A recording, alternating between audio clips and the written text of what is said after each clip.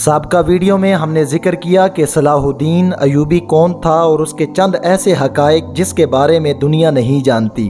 اسی موضوع کو آگے لے کر چلتے ہیں، لیکن اس سے پہلے اگر آپ ہمارے چینل صدیقی میڈیا پر نئے ہیں تو ہمارے چینل صدیقی میڈیا کو ضرور سبسکرائب کریں اور بیل آئیکن کے بٹن کو ضرور پریس کریں تاکہ آپ کو ہماری آنے والی نئی ویڈیوز ملتی رہیں۔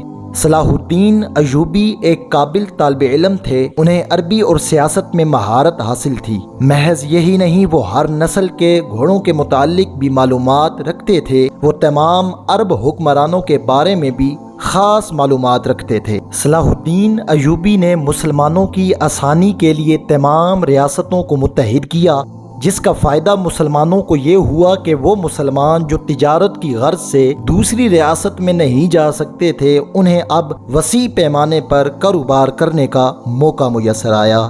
جب صلاح الدین ایوبی نے یروشلم کو فتح کیا تو یورپی رہنماؤں نے صلاح الدین کے خلاف تیسری جنگ کے لیے چندہ مانگنا شروع کر دیا۔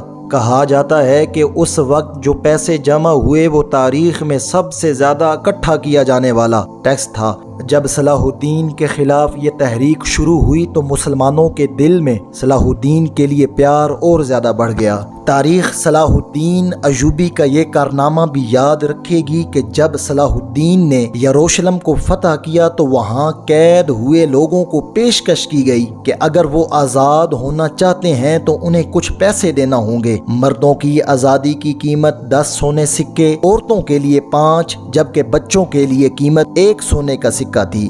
صلاح الدین ایوبی ایک بہادر جنگجو تھے۔ ایک دفعہ ایسا ہوا کہ روس کی فوج نے صلاح الدین ایوبی کو مارنے کا ارادہ کیا، لیکن وہ ہر بار کی طرح اس بار بھی ناکام ہوئے۔ آخر کار خود صلاح الدین ایوبی اپنی فوج لے کر ان کے قلعے میں داخل ہوا اور اعلان کیا کہ اگر تم اس حرکت سے باز نہ آئے تو تمہارے ساتھ جنگ شروع کر دی جائے گی، تم لوگوں کو اور تمہارے قلعے کو برباد کر دیا جائے گا۔